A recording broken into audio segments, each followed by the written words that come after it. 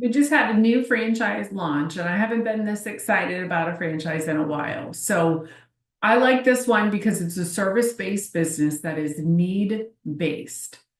It is essential, it is recession resistant, it is happening all the time, no matter what's going on in the economy. So hopefully some people's ears are perking up because this is a great one. It was called a unicorn concept, meaning that there's really nothing else out there like it. It doesn't have any national competition. It's got a great team behind them.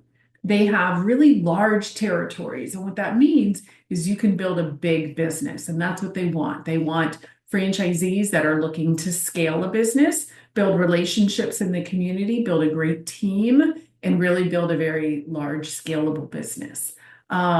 I love it. I'm super excited about this one. So, big multi-billion dollar industry, need-based, essential, great franchisor behind it.